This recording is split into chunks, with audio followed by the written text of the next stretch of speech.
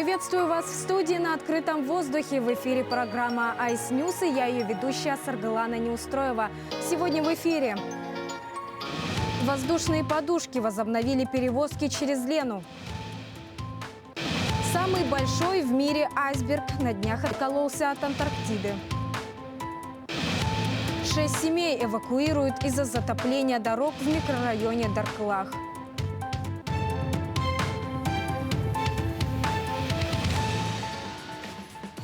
Качество воды в Якутске во время половодья соответствует нормам Санпин, сообщает пресс-служба водоканала. При подаче холодной воды с водоочистной станции цветность составляет 5,2 градусов. Согласно нормам, допустимый уровень цветности равен 20 градусам. Отмечается, что при этом в реке Лене зафиксирована цветность 155 градусов. Комиссионное обследование акватории реки Ирилях провели специалисты акционерной компании «Алроса» совместно с представителями Минэкологии Республики и администрации Мирнинского района.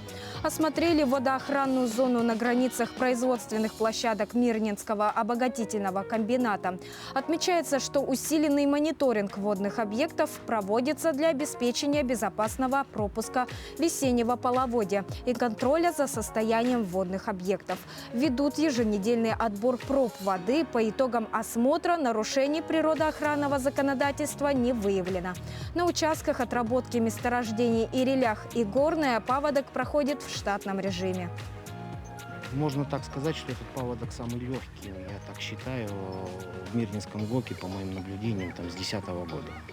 Иначе говоря, уровень перелива на Ириляхском гидроузле самый минимальный. Ну и, собственно, по объему воды такой самый спокойный за все время наблюдения. Но пока угроз прорыва нет, паводок идет в штатный режим. Претензий нет.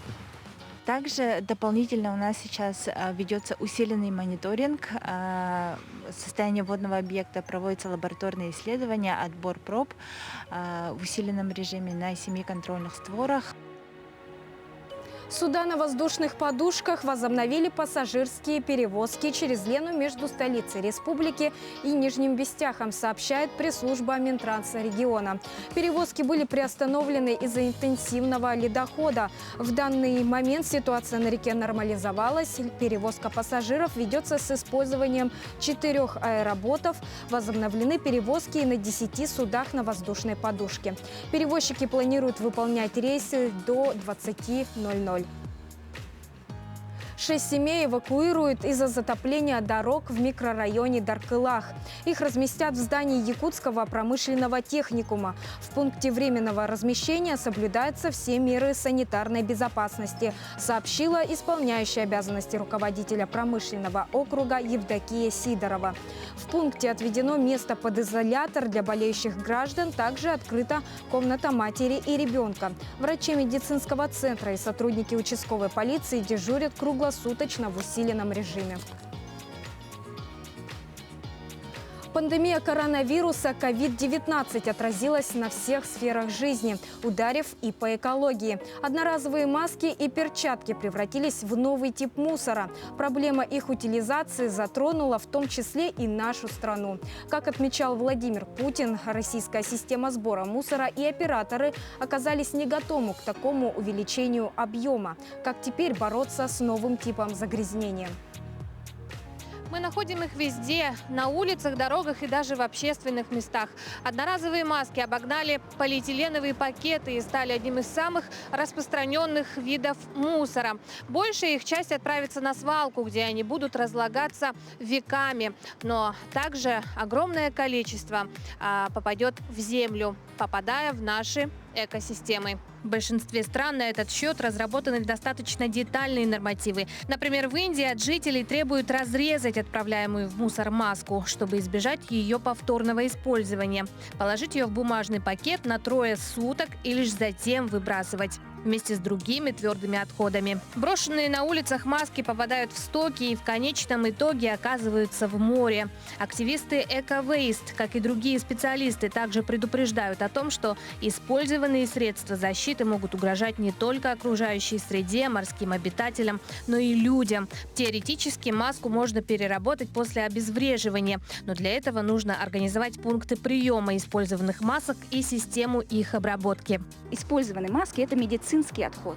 И у них своя классификация, и они относятся к отходам класса Б. Это опасные отходы. Их необходимо, просто так нельзя выбрасывать, и медицинские организации их должны утилизировать посредством, как правило, это сжигание. А так как они сейчас распространились среди людей, обычного населения, и у нас нету системы сбора этих масок, поэтому это такая проблема, возникает. Что с ними делать? В общий бытовой мусор их просто нельзя выбросить, их нужно положить в полиэтиленовый пакет, завязать. Потому что они могут разнестись ветром, их могут бродячие собаки раскидать по территории. Они потенциально опасный предмет, и поэтому, если вы используете медицинские маски одноразовые, вы их складируете дома после использования, кладите пакет всей семьей, и чтобы у вас там много было масок ваших использованных в одном пакете. То есть не надо одну маску в пакет класть и выбрасывать каждый раз одну маску. Впрочем, и эти способы не всегда экологичны, поэтому лучше всего использовать многоразовые маску, в том числе сделанную самостоятельно. Ткань должна быть, чем плотнее ткань, тем лучше, и чем больше слоев ткани, тем лучше. Например, если это хлопковая ткань, какой-то там фланель, муслин, поплин, и можно использовать от 3 слоев не менее, Если там, сатин 4 слоя. И при этом нужно соблюдать тоже баланс, потому что в тканевой маске вам должно дышаться комфортно. И в процессе, после их использования, когда они уже придут в негодность, вы можете их выбросить спокойно бытовым мусором. И они природе не наносят вреда.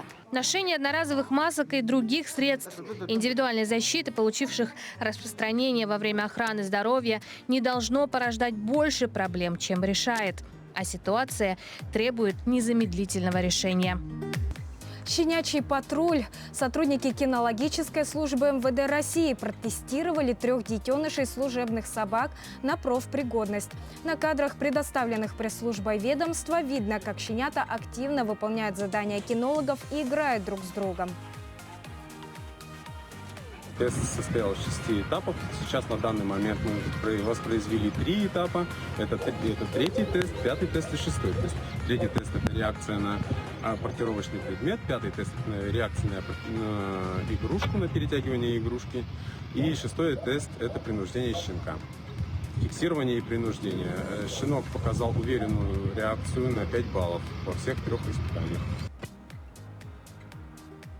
Полуторамесячные полицейские справились со всеми задачами и доказали свою пригодность к службе в органах внутренних дел. В пресс-службе рассказали, что самая активная и игривая из щенят – девочка Йетти. Ее братья Егерь и Евро смышленые и более контактные с людьми. Самый большой в мире айсберг на днях откололся от Антарктиды. Данные о нем получены со спутника наблюдения Земли Сентинел-1. Согласно информации на сайте Европейского космического агентства, площадь льдины достигает примерно 4320 квадратных километров. Это чуть больше испанского острова Майорка. Ученые отметили, что айсберг, получивший обозначение А-76, имеет длину 170 километров и ширину 25. Он откололся от западной части шельфового ледника Ронне в Антарктиде и сейчас находится в море Уэдделла. Это были все новости к этому часу. Я с вами прощаюсь. До встречи.